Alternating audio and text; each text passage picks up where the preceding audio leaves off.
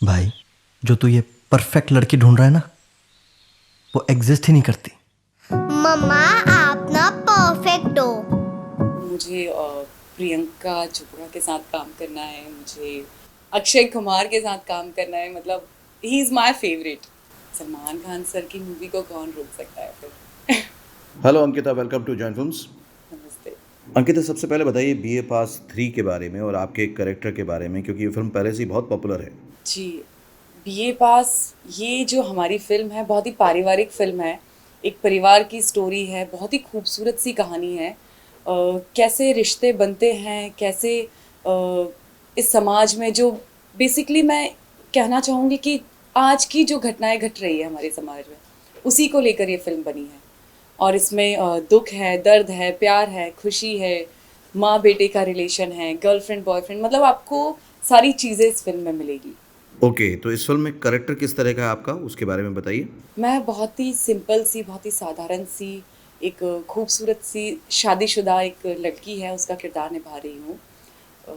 कैसे उसकी ज़िंदगी इन सब चीज़ों में उलझती है, वो कैसे उसकी लाइफ में अप एंड डाउन्स आते हैं। तो बस इन्हीं सब चीज़ों को लेकर मेरा किरदार है और आई होप कि सबको पसंद आए। अंकिता, क्या आपने अपने कैरेक्टर को लेकर कुछ खास मेहनत की, मतलब कि कुछ वर्कशॉप या रिसर्च वर्क किस तरह का प्रिपेयर किया आपने?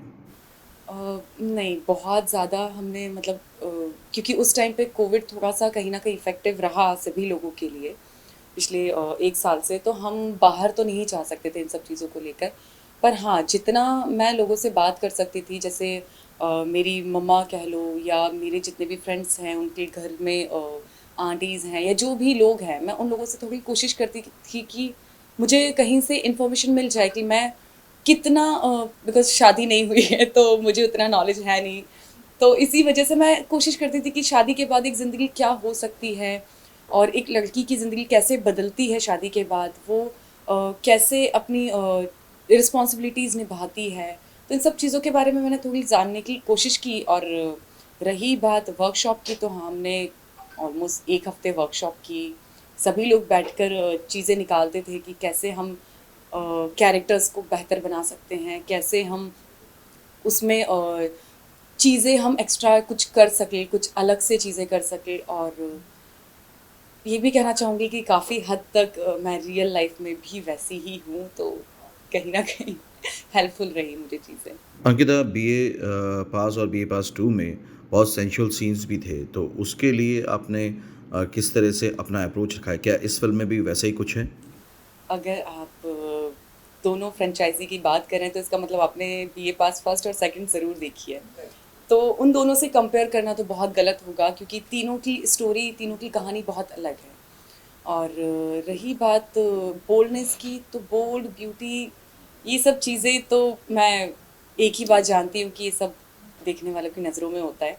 इन सब के मायने सबके लिए अलग होते हैं, बट हमारी फ़िल्म में बोल्डनेस नहीं है, ब्यूटी है और बहुत ज़्यादा ब्यूटी है।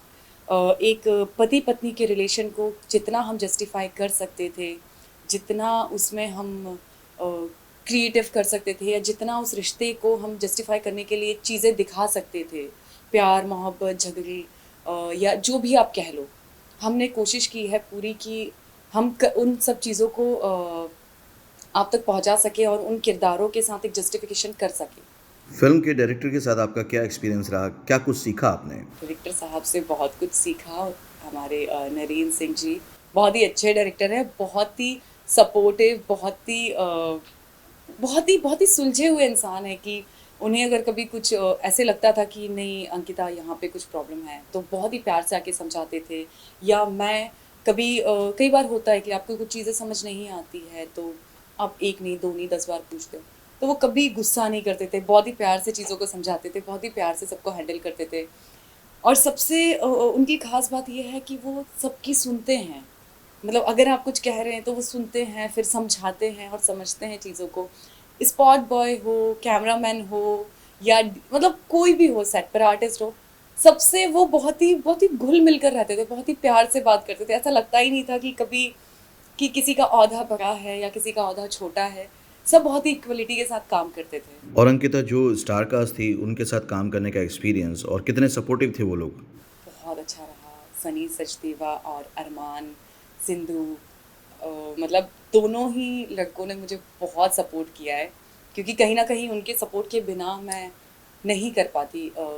जैसा आप देख सकते हैं मूवी में कि उनके साथ मेरे बहुत ज़्यादा सीन हैं, तो उन दोनों के सपोर्ट के बिना आई डोंट थिंक सो कि मैं इतना कंफर्टेबल होकर काम कर पाती। पर दोनों ही बहुत अच्छे आर्टिस्ट हैं और बहुत अच्छे ह्यूमन बीइंग हैं। उन्होंने मतलब हर एक चीज़ को लेकर मुझे बहुत कंफर्ट फील कराया हमेशा। I will join